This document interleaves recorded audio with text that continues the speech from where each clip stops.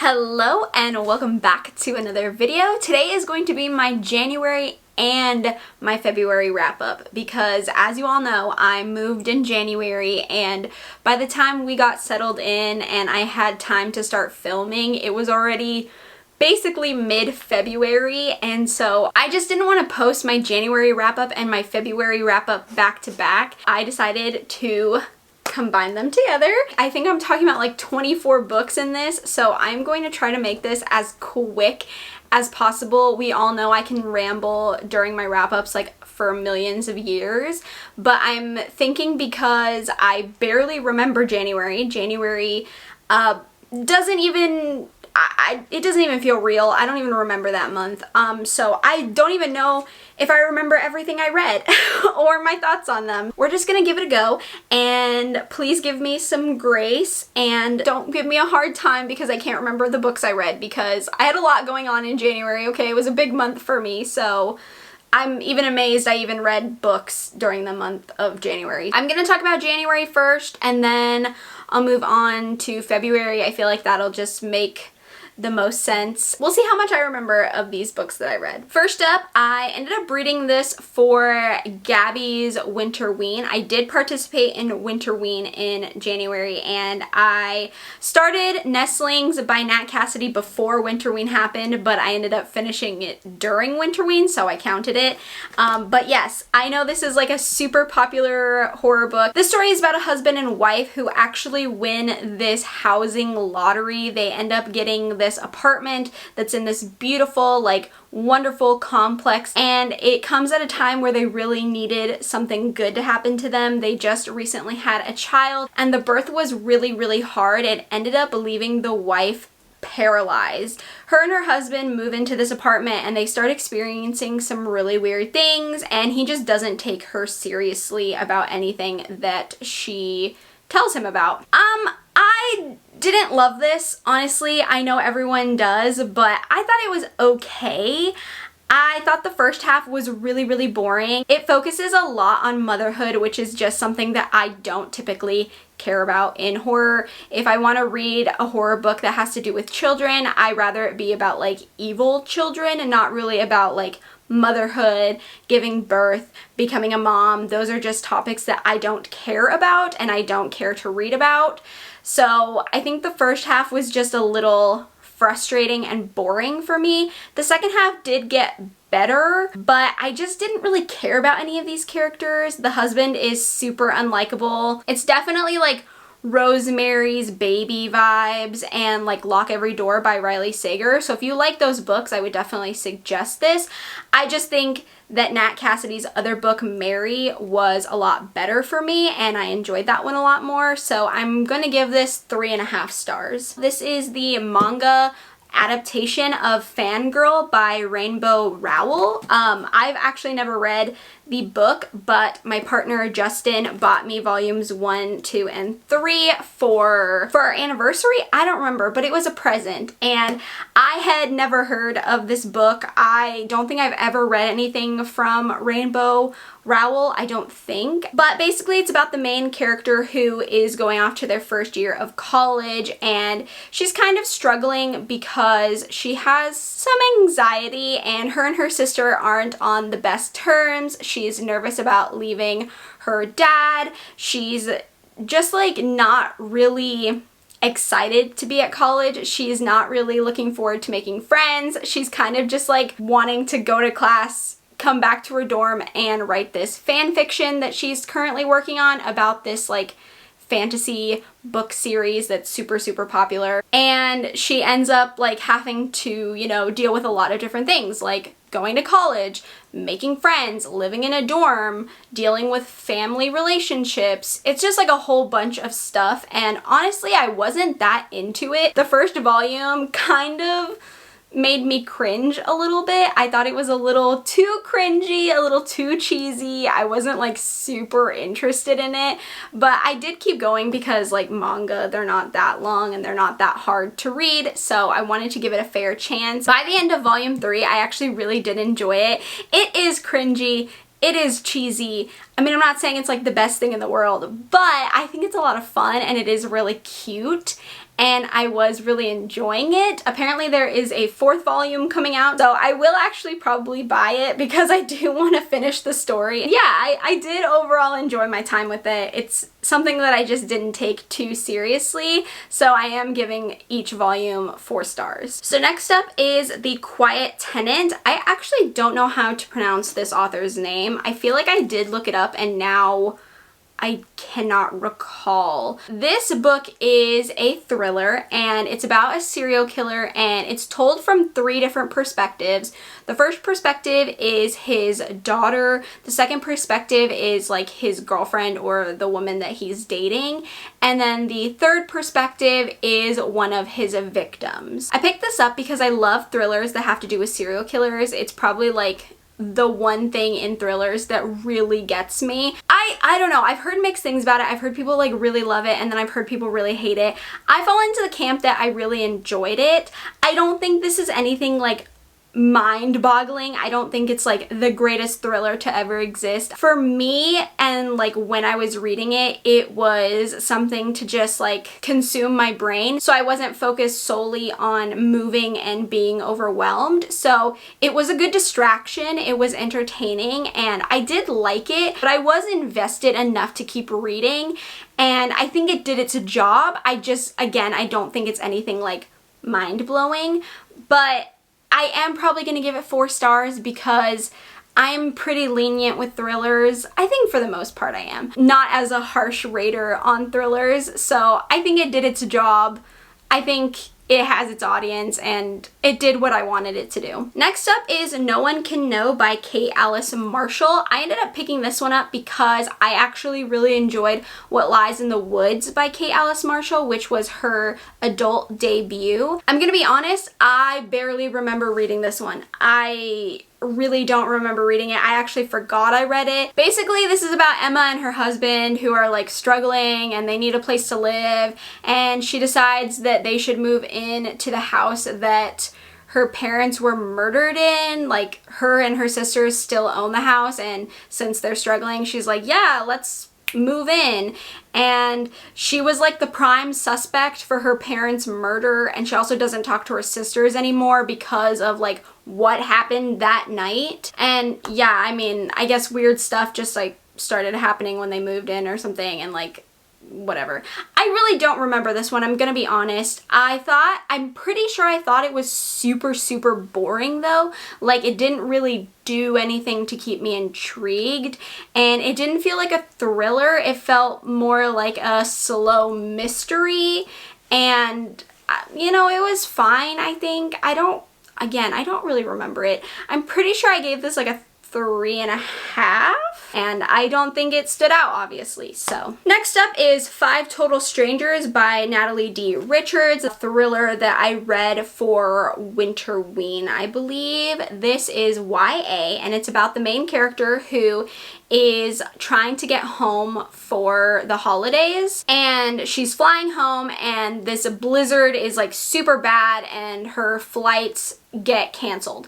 And so since she made nice with her seatmate, the person she was flying next to, she invites the main character to go into this car with her and like 4 other people, and they're gonna drive her home. And then like weird things start happening in the car. I wanted to read this because it reminded me of No Exit mixed with Riley Sager's Survive the Night, which I know is an unpopular opinion, but I liked that one. So I wanted to read something that felt similar to those. I think the reveal is super obvious. I don't think this was anything like crazy different and new and like innovative, but it was fun, and it was probably the best book I read for Winterween, which is kind of sad, but I will probably give this 4 stars. It was entertaining, it was easy to read, it was really quick to read, and it kept me interested, and my interest was there. So even though I already had figured out who did it,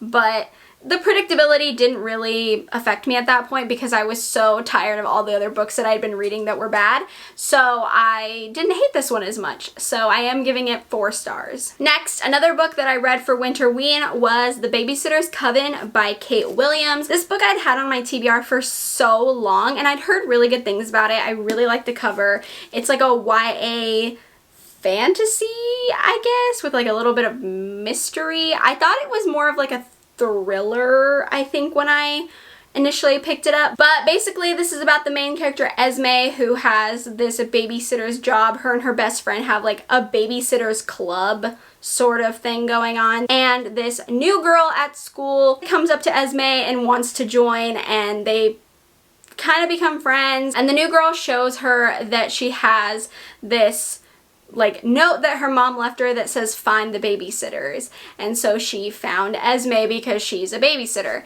And Esme also has this weird stuff going on. She's like kind of finding out that she's got some powers. She's like able to do some things that she probably shouldn't be able to do with like her mind. Honestly, I had really high hopes for this and I just thought it was fine. I thought it was pretty disappointing, but again, I'm not like a fantasy person, so I expected this more to be like a witchy thriller, like a witchy YA thriller horror kind of vibe, and this wasn't really that. It was really boring. It was really slow. It felt like it took forever for anything to happen. It felt very YA in my opinion, not like in a good way. So I was kind of just ready for this one to be over. I would have DNF'd it if I wasn't reading it for a readathon. It didn't really do anything for me, so I'm giving this 3 stars. Speaking of thrillers that I barely remember anything of, What Waits in the Woods by Terry Parlato I also read for Winterween. This was one of my picks for my Aardvark subscription, and I really liked the cover. This is about the main character Esme, who left her hometown to become a professional ballerina, and she ended up having an injury and not being able to dance anymore.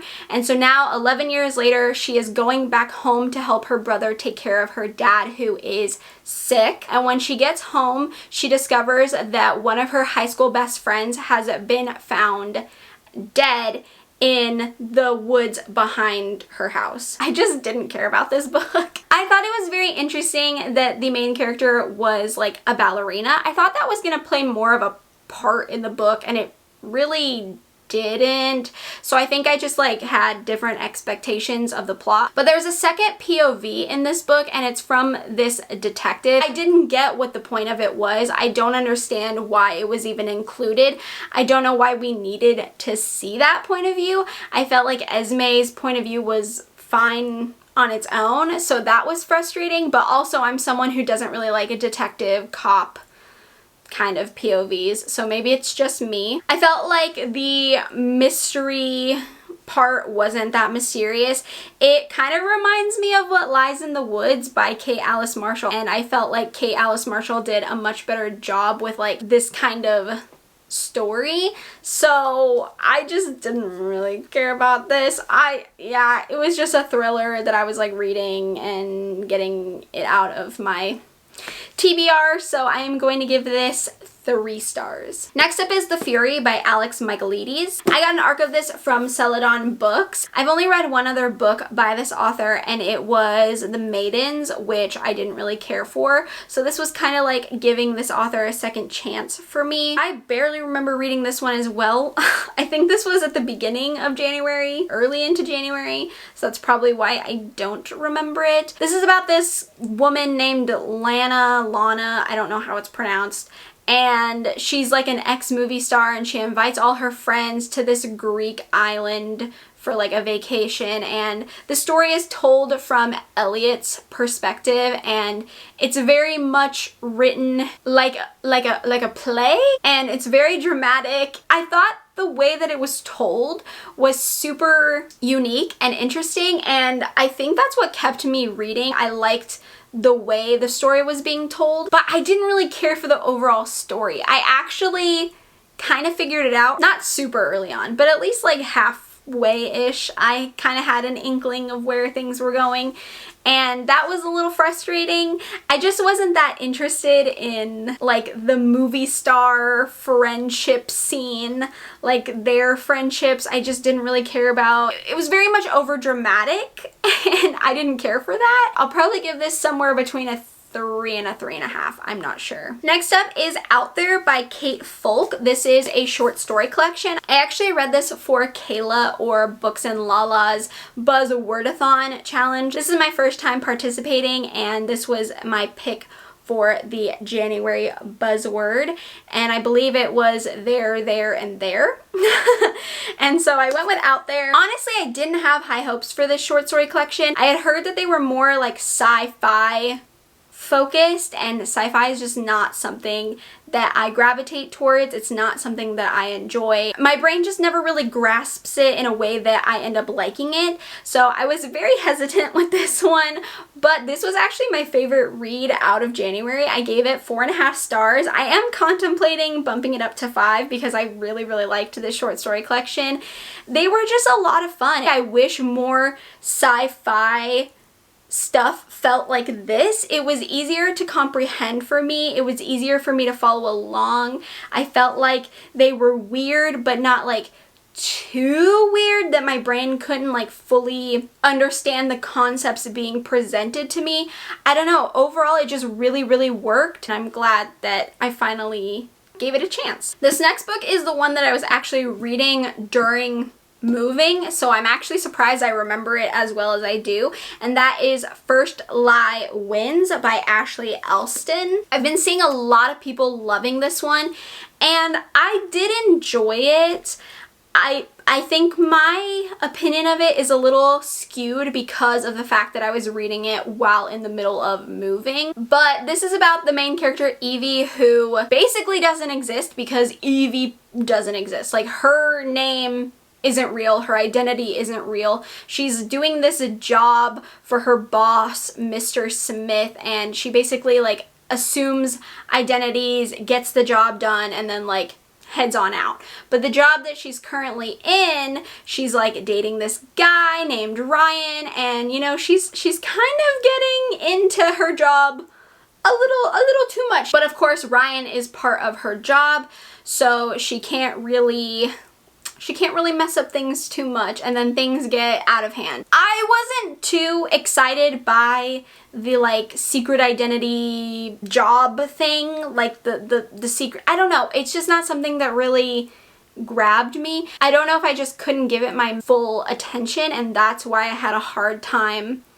really loving it. It was just okay for me. I think I'm gonna give it like 3.5 stars. Next up was my Patreon's book club read for January, and that is Knock Knock Open Wide by Neil Sharpson. It was one of my anticipated releases of 2023, and I was really excited to read this one. It's like a Irish folklore, really bizarre, weird story, and it's about this woman who is driving home one night, and on the road she finds this corpse. She ends up taking the corpse to this barn, and weird things happen. There's another POV that's 20 years later, and you're following this woman named Betty who's in college, and she falls for this other woman named Aisling, and they get really close, and she gets introduced to Aisling's family, and Aisling's mother is the woman that found the corpse at the beginning of the book. I was really intrigued by this one. I like the idea of it. I think there's a lot of things going on in this one that's really unique and really different, and I think the author just did a really good job of like incorporating so many different things into this story, but it just really didn't work for me. I don't know, I just didn't really fall in love with it. I didn't really get excited about it. I felt like it was really boring a lot of the time. I think it's the story itself that's not really for me. I've read a few stories that have the same kind of thing going on in horror, and I just never really like it. I don't know if it's just like a me thing, I'm not really sure. There's also like a creepy childhood show thing in this. It reminds me of Mr. Magic by Kirsten White, and I just felt like that wasn't executed to its full potential. I had a lot of questions at the end of this book. I can see why people love it. It just didn't really work for me. I think I'm giving it 3.5 stars. Next up is The Search Party by Hannah Ritchell. This is an ARC I received from Atria. This came out on the 16th of January, and this is like a thriller about this couple and their 12-year-old son who like move from the city to a more like wilderness heavy area because they're setting up this like glamping site. They're about to open, so they invite their friends from college and their families so they can come and like experience things. They haven't really seen each other in a while. They want to like get the gang back together, chat, have fun, have a good time. But when everyone gets together, there's like tension and secrets and people are acting kind of crazy and kind of weird. I don't think it's like a mind-blowing thriller, but I had a good time with it. I thought it was interesting. I liked the concept. It kept me on my toes. It kept me intrigued. I felt like the chapters were really, really quick. I liked the alternating POVs, so you got kind of a glimpse at everyone that was there and kind of like a look at what everyone was thinking and feeling while things were happening. I felt like it was a tiny bit predictable. I don't know, I had a good time while reading it. It did what I wanted it to do. It kept me entertained. It kept me invested.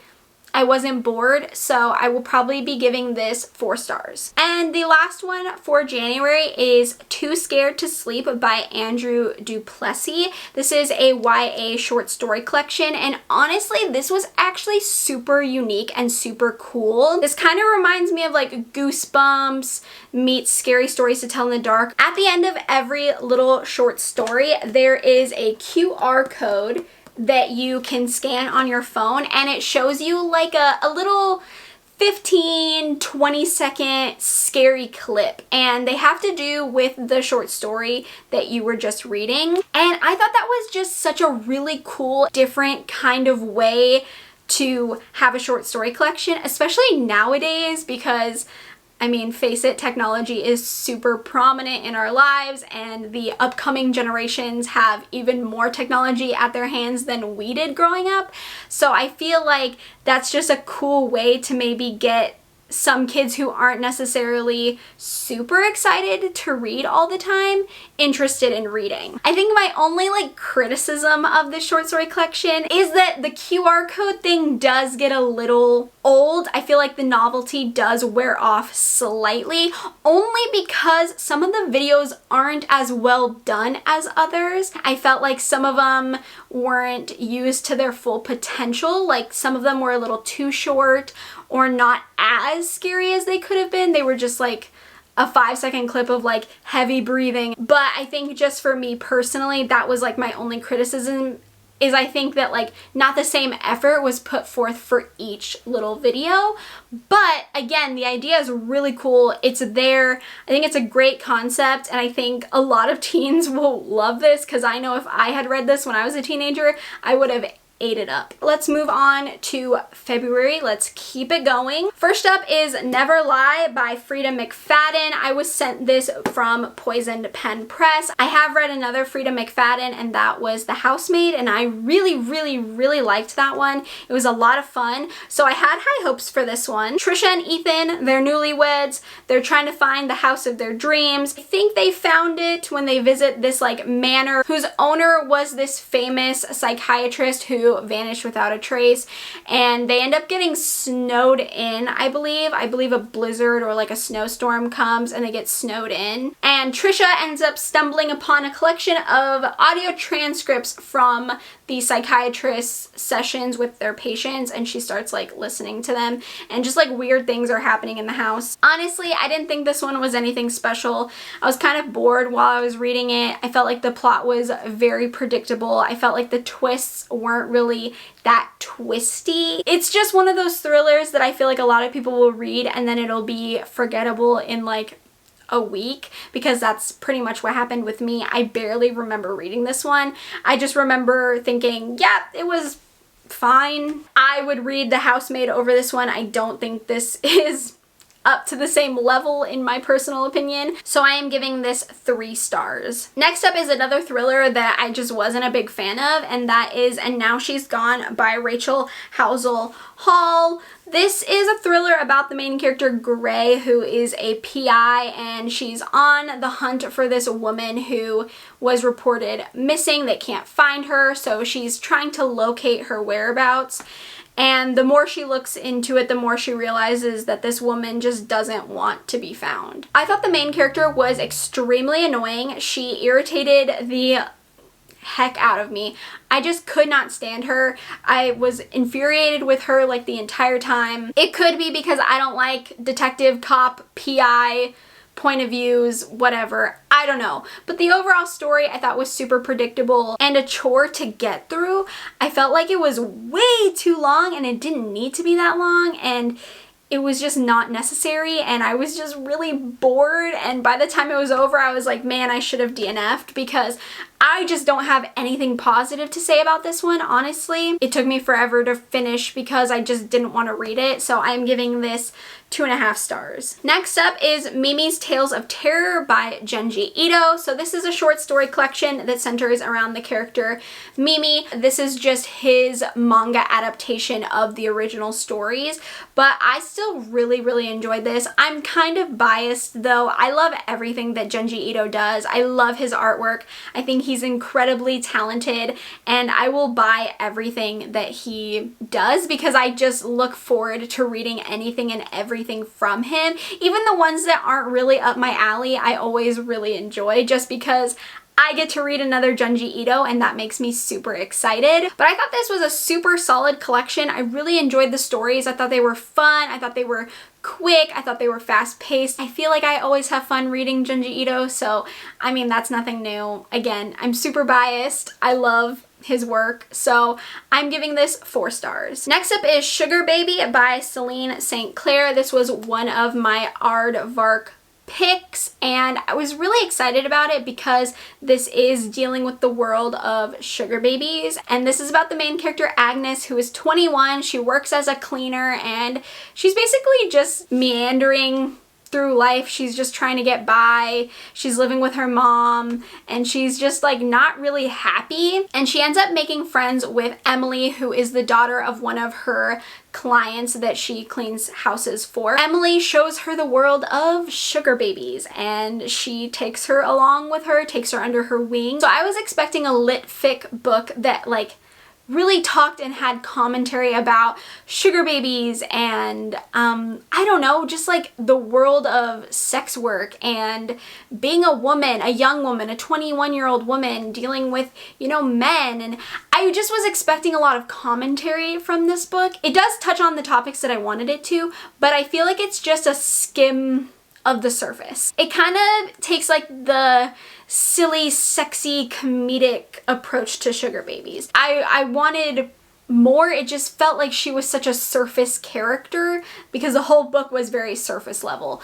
So, you know, it was a fun time. It was fine. I liked some things that happened in it. I just really wanted like a deeper commentary heavy story on sex work, and I just really didn't get that. So I am giving this 3.5 stars. Next up is When No One Is Watching by Alyssa Cole. This was probably my favorite read of February. I really loved this book. It is about the main character Sydney, who is noticing that her Brooklyn neighborhood is changing. Homes are getting put up for sale. Her neighbors that she's known all her life are disappearing, and she's just concerned that the neighborhood is changing at such a rapid rate. It just seems very weird. So she decides to put together this walking tour to kind of bring awareness to the Brooklyn neighborhood and how important it is. And a bunch of new people are moving into the houses, and a lot of them are wealthy white people. She ends up making friends with Theo, who is one of the newcomers to the neighborhood, and he decides to help with her tour. And Sydney and Theo kind of start researching the neighborhood. They're getting deep into the history, and they realize there are some weird things afoot. I loved this. This was everything I wanted. It gets compared a lot to Get Out, which is one of my favorite horror movies. I love that movie. I loved this book. I loved Sydney. I loved Theo. I loved the whole story. I thought it was exciting. I thought it was thrilling. I thought it was interesting. It did get me a little confused at times, I won't lie, like especially at the end when everything got revealed. I was kind of like, did I miss something? Some of it got a little lost for me in the end, but I loved this one. I will probably give it 4.5, but I am contemplating moving it up to a 5-star or rounding it to a 5-star, because I just had such a good time with this one, and I want to read more from Alyssa Cole, which I believe she is releasing a thriller this year, which I am very excited for. Next up is The Berry Pickers by Amanda Peters. This is about this indigenous family that travels from Nova Scotia to Maine for the summer to pick blueberries. One summer while they are working, the youngest girl in the family ends up going missing. She's 4 years old, and the last person to see her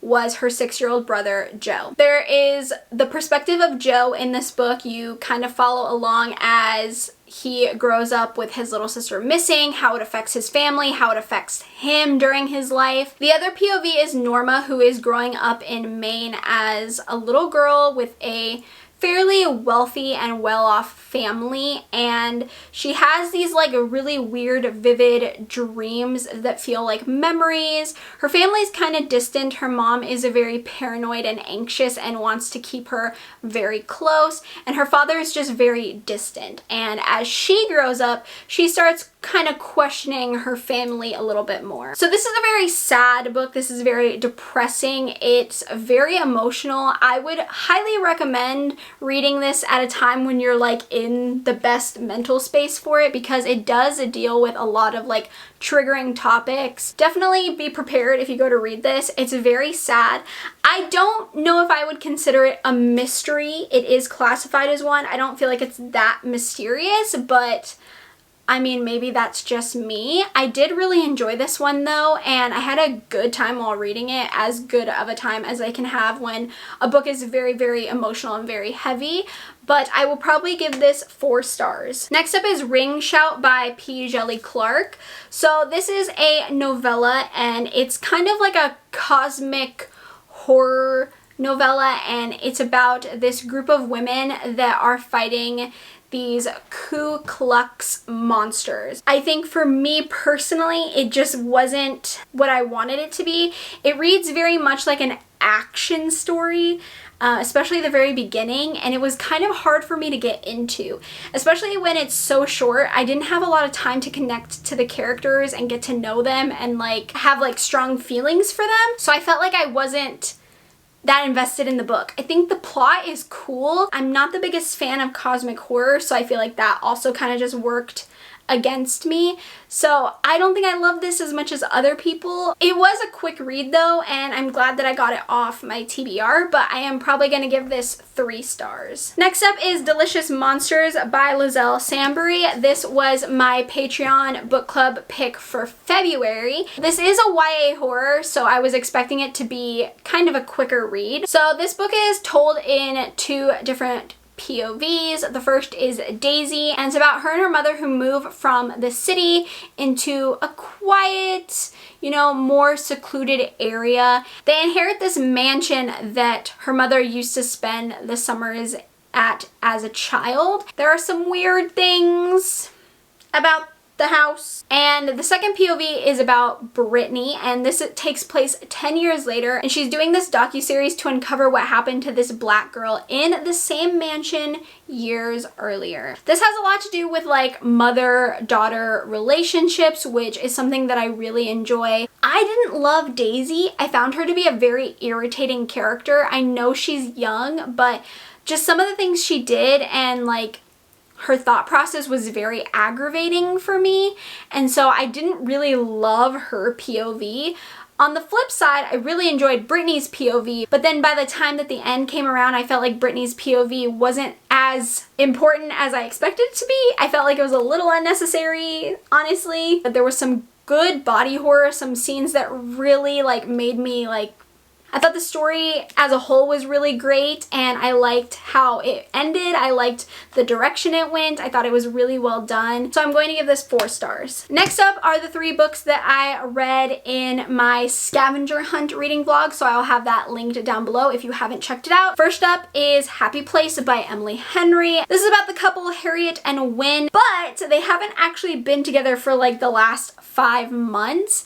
And when their friends and them all get together at this cottage like they do every summer, things are a little bit different because no one knows that Harriet and Win aren't together anymore. They're lying to their friends. But also, this summer is a little bit different for the friends because this is the last time they will be able to stay at the cottage for the summer. The cottage is being sold, and so it's very bittersweet. And because Win and Harriet want it to be perfect, they decide to not tell their friends that they're not together and just pretend they still are. I'm not a fan of second chance romance. I'm gonna be honest, it's just not for me. So I think this book had that against it from the very beginning. It's just not a trope that I enjoy. It does have the like fake dating aspect that I do like. To be honest though, Harriet and Win weren't like the two that I was the most interested in. I was very much more interested in the friendship between everyone, the friendship between Harriet, Cleo, and Sabrina. I really loved their friendship. I thought they were honestly more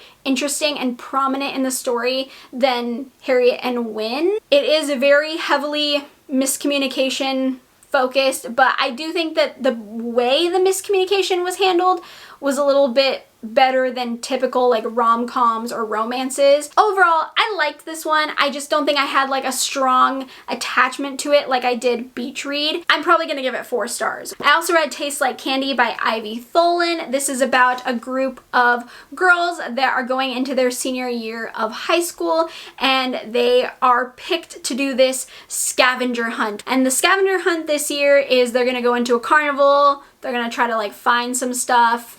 It's gonna be a good time. However, when the girls get there, there's a masked killer and people start dying. I didn't know this was YA, but the kills and the gore in this were actually very, very well done. I did enjoy that part of it.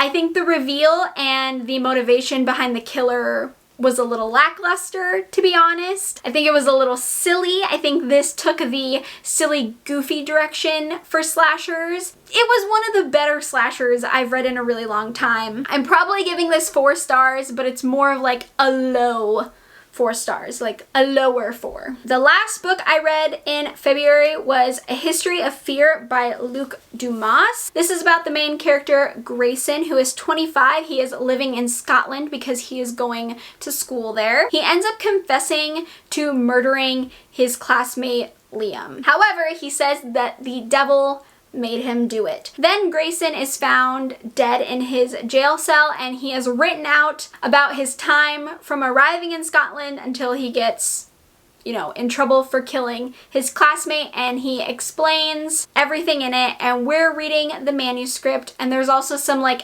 editor parts in here with like interviews and like news clips. There is a mixed media aspect to this. I'm always intrigued when like books talk about like the devil and stuff. This one's also very interesting because Grayson has satanophobia, and I thought that was a very interesting addition to the story. This does have like a culty aspect to it as well. I wish the cult aspect had been used to its full potential because I think that would have been very interesting. There's also some like complicated family relationships. Grayson has a very complicated relationship with his dad, and I thought the overall idea of this book was very interesting. I just like wanted more from it. I felt like by the end it kind of wrapped up a little too easy peasy for me. I wanted it to really go there, and I felt like it kind of took the easy way out at the end. It's very slow, especially towards the beginning, but once it heats up in the middle, I was hooked. The ending was a little bit of a letdown, but I still feel like this is a strong 4-star. All right, my friends, that is going to do it for my January and February wrap up. I tried to go as fast as humanly possible, so hopefully it's not too terribly long. Hopefully you enjoyed listening to all the books that I read from the last 2 months. Let me know if you've read any of these, if you agree, disagree. If you want to discuss any of them in the comments down below, I would love to. If you enjoyed my wrap-ups, go ahead and give me a thumbs up. That way I know, so I can keep doing these for you in the future. If you haven't already, feel free to subscribe to my channel. I also have a Patreon linked down in the description box. We can become friends, talk about books, horrifying books, thrilling books, romance books, manga, all that good fun stuff. And with that being said, I hope you're having a great day, night, morning, afternoon, wherever you are, and I will see you in my next video. Bye!